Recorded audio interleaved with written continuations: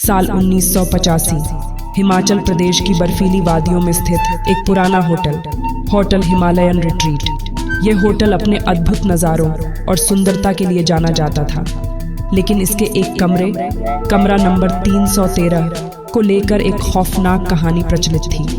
कहा जाता था कि जो भी इस कमरे में ठहरता वो या तो गायब हो जाता या पागल हो जाता।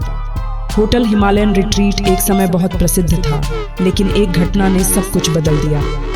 1970 में एक परिवार इस होटल में छुट्टियां मनाने आया था।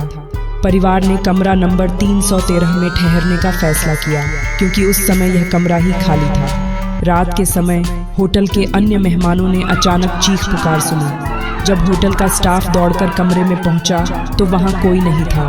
पूरा परिवार गायब हो चुका था। पुलिस ने भी जांच की, लेकिन कोई सुराग नहीं मिला। उसके बाद से उस कमरे को हमेशा के लिए बंद कर दिया गया। अब 15 साल बाद एक युवा पत्रकार अंकित वर्मा, जो रहस्यमय घटनाओं की कहानियों पर काम करता था, होटल हिमालयन रिट्रीट पहुंचा। उसे कमरे नंबर 313 के बारे में पता चला और उसने होटल मैनेजर से उस कमरे में एक रात बिताने की अनुमति मांगी। होटल मैनेजर ने पहले तो इनकार कर दिया, लेकिन अंकित के जोर देने पर और अच्छी रकम का लालच देखकर वह मान गया। अंकित ने सोचा कि यह एक सुनहरा मौका है एक शानदार कहानी लिखने का। उसने अपने कैमरे और रिकॉर्डिंग उपकरण के साथ कमरे में प्रवेश किया। कमरे का दरवाज़ा बहुत पुराना था और जैसे ही वह अंदर दाखिल हुआ, उसे एक अजीब ठंड का एहसास हुआ। कमरे में अजीब सी नमी थी और दीवारों पर पुराने खून के धब्बे थे। जैसे ही रात गहरी होती गई, अंकित ने महसूस किया कि कमरे का तापमान तेजी से गिरने लगा है। उसने अपनी जैकेट पहन ली, लेकिन ठंड बढ़ती ही गई। अचानक कमरे की लाइट्स झपकने लगी और अंकित के रिकॉर्डर में अजीब आवाज़ें आने लगीं, जैसे कोई धीरे धीरे फुसफुसा रहा हो। अंकित ने सोचा कि यह सब उसका वहम है, लेकिन तभी उसे लगा कि किसी ने उसके कंधे पर हाथ रखा है। उसने तुरंत पीछे मुड़कर देखा, लेकिन वहाँ कोई नहीं था। तभी कमरे का दरवाज़ा जोर से बंद हो गया और लॉक हो गया। अंकित ने दरवाज़ा खोलने की कोशिश की, लेकिन वह टस से मस नहीं हुआ। उसने अपने कैमरे को कमरे में घुमाया और देखा कि दीवारों पर खून के धब्बे चलने लगे थे, जैसे कि वे जिंदा हो। उसके कानों में बच्चे की रोने की आवाज़ आने लगी। अंकित ने डर के मारे कैमरा फर्श पर गिरा दिया। अचानक कमरे के कोने में एक परछाई प्रकट हुई। वह परछाई धीरे धीरे अंकित की तरफ बढ़ने लगी।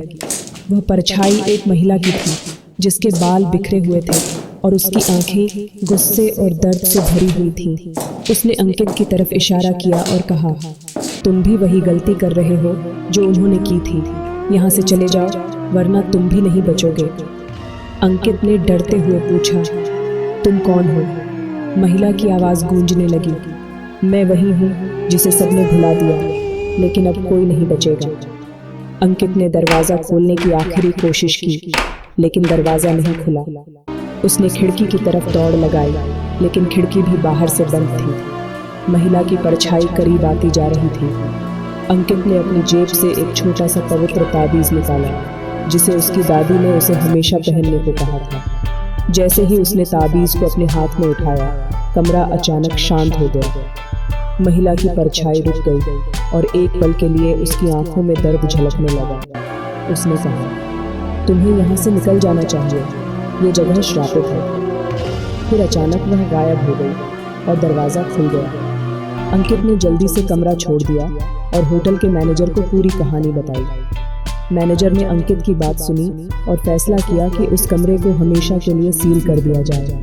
अंकित ने अपने अनुभव को एक लेख के रूप में लिखा, जिसने उसे प्रसिद्धि दिलाई, लेकिन वह हमेशा सोचता रहा कि उस महिला की परछाई कौन थी और क्या वह अब भी उस कमरे में फंसी हुई है।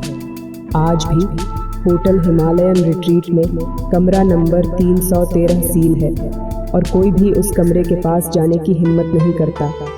कहते हैं उस कमरे से कभी कभी रात को अब भी चीखें सुनाई देती हैं और जो कोई भी उस कमरे के पास जाता है उसे एक महिला की परछाई दिखाई देती है, जो अपने नफरत भरे दर्द से छुटकारा पाने के लिए इंतजार कर रही है।